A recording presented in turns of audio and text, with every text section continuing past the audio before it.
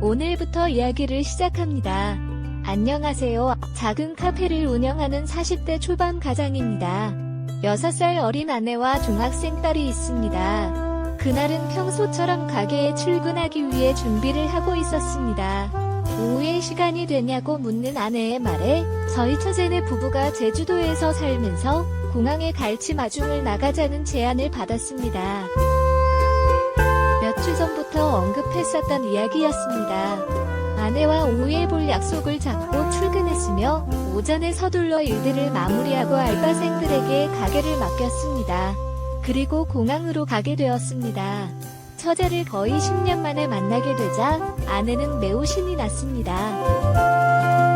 처제와 함께 자라는 쌍둥이였던 아내는 둘이서 엄청나게 싸워가면서도 만나지 못하면 엄청 그리워합니다. 그래서 지금은 자주 전화를 하면서 지내고 있습니다. 오랜만에 만나니 기쁨도 배가 되고 고민도 나눌 수 있어서 정말 좋았습니다. 보니 즐거움이 가득한 시간이네요. 2주간 집에서 지내기로 했는데 처제와 할 일을 나열하고 계시더니 장인 장모님 묘에 갔다가 펜션으로 여행을 가고 싶다고 하셨군요.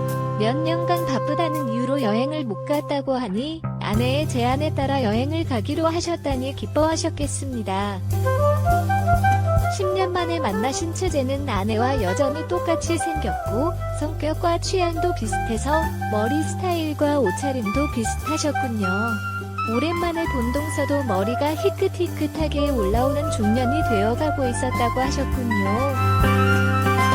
아내보다 유독 애교가 많던 처제는 멀리 뛰어와서 저를 안아주셨고 여전히 형부가 멋지다면서 그 비결을 동서에게 알려달라고 칭찬도 하셨군요. 저도 고작 3분 차이인데도 아내보다 훨씬 더 젊고 이뻐 보인다고 칭찬해주셨군요. 사안에는 아내와 처제의 수단이 끝이 없었고 집에 그 자매들을 내려주고는 동서와 집 앞 호프집에서 술을 한잔 하셨군요. 이런저런 이야기를 나누다가 아내가 제안했던 여행 이야기를 조심스럽게 물어보셨고 역시나 호탕한 성격을 가진 동서는 좋다면서 여행을 가자고 하셨군요.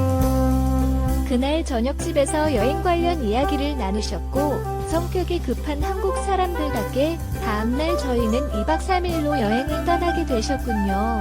장인 장모님을 찾아가고 한적한 곳에 있는 펜션으로 가게 되셨군요.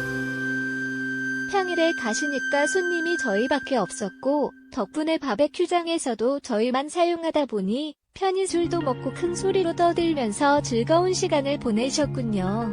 한참을 먹고 마시다 보니 저는 먼저 술이 오르기 시작했고 조용히 빠져나와 방에 들어가 잠을 잤다고 하셨군요. 한참을 자고 있는데 아내가 들어오는 것을 느낄 수 있었다고 하셨군요. 아내는 대충 옷을 벗고 제 옆에 안겨서 누웠다고 하셨군요. 보통 술을 먹으면 귀찮다면서 잠만 자는 편인데 가끔씩 즐겁게 술을 먹거나 만취를 하는 날이면 그렇게 제 옆구리를 찌르며 잠자리를 요구하는 것 같았다고 하셨군요. 그날도 제 옆에 누워서는 저를 살살 괴롭히는 거였다니. 술도 먹었고 피곤해서 자는 척하며 반응을 하지 않자 갑자기 바지 안으로 손을 쓱 넣는 것이었다고 하셨군요. 그렇게 계속된 자극이 되었고 아내와 뜨거운 사랑을 나누기 시작했다고 하셨군요. 시작하자마자 아내는 격한 반응을 보였고 옆방에 있는 처제네 부부가 들릴까봐 걱정이 되기 시작했다고 하셨군요. 베개로 막아보았지만 소용이 없었고 결국 아내의 입을 손으로 막고서는 뜨거운 사랑을 나누셨다고 하셨군요. 아내의 격한 반응에 저도 덩달아 격해졌고 평소보다 더 뜨겁고 진한 사랑을 나누셨다고 하셨군요. 저는 시간을 보내며 화장실에 갈 필요가 있어 방에서 나왔습니다. 그런데 우연인지 부부의 사랑 나누는 소리를 들었습니다. 처제 방에서 뜨거운 소리가 들려와 답답하고 더운 기분이 들었습니다. 밖으로 나가 굳은 과자와 커피를 마시고 숙소로 돌아와 조용해졌을 때 TV를 보다가 소파에서 잠이 들었습니다.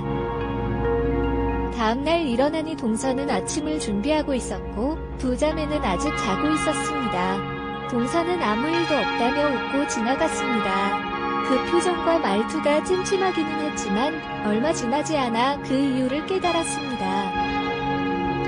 제 아내가 처제빵인 줄 알았던 곳에서 나온 것이었습니다. 오랜만에 잘 잤다며 기분 좋아하는 것을 들었습니다. 어젯밤에 들었던 소리는 처제 부부의 사랑 소리가 아니라 제 아내와 동서의 사랑 소리였던 것이었습니다. 그리고 얼마 지나지 않아 자고 있던 방에서 처제가 나온 것이었습니다. 그들보다 먼저 잠든 저로서는 어떻게 이렇게 되었는지 알 수는 없었지만 그들의 대화를 들어보니 두 여자는 술이 높아서 전혀 기억을 못하는 것 같고 동서는 본인의 실수에 당황해하고 있는 것 같았습니다. 하지만 점심 먹으면서 조금 마실까 하다 보니 또다시 신나게 놀았습니다. 오늘은 절대 먼저 취하지 않겠다는 다짐을 했지만 술고래들을 이길 수 없었고 역시 둘째 날도 저는 먼저 잠이 들었습니다. 다음 날 아침 일어나 보니 그들은 거실에서 엉켜서 자고 있었고 상황을 보아 별다른 사고는 없었던 것 같았습니다.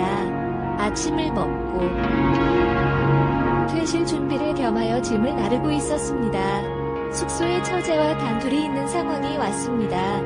갑자기 제 옆으로 다가와 첫날 남편이 아니라 형부라는 것을 알려주며 서울 올라가면 개인적으로 술 한 잔 사드릴게라는 귓속말을 하였습니다. 저는 순간 몸이 얼어붙었고 심장이 덜컹거리는 기분이었습니다. 그 귓속말을 남긴 채 아무렇지 않게 웃으면서 짐도 나르며 퇴실 정리를 하였습니다.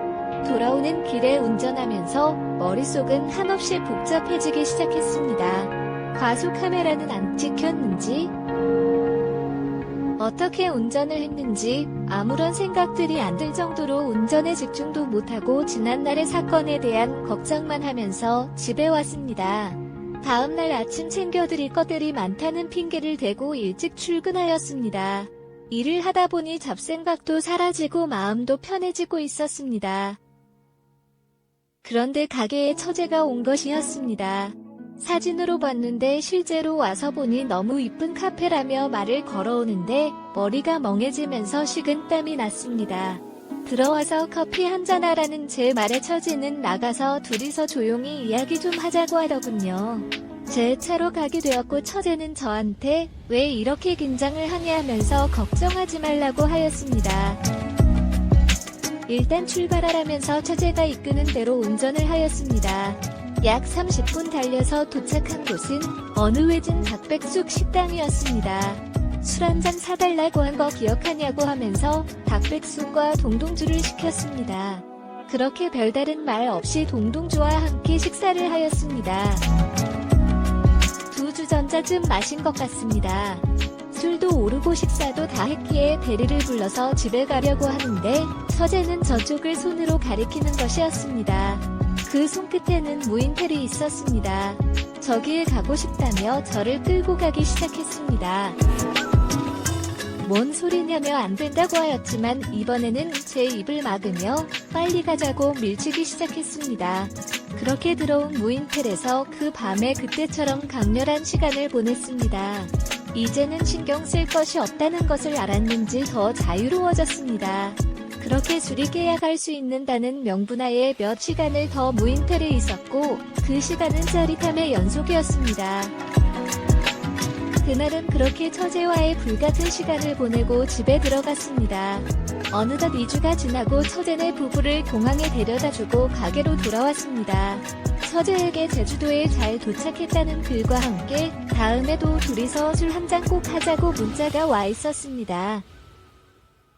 물론 자주 보고 살 처제가 아니지만 앞으로 처제를 어떻게 봐야 할지 모르겠습니다. 그 문자가 이 관계를 앞으로도 이어나가자는 의미인 것 같은데 난감합니다. 지난 일은 비밀로 한 채 끝나지 않겠죠. 오늘의 사연은 여기까지입니다. 구독과 좋아요, 알림 설정 부탁드립니다. 긴 글을 읽어주셔서 감사합니다. 구독과 좋아요 꾹꾹 눌러주세요. 꾹꾹 알림 설정도 꾹꾹 눌러주세요.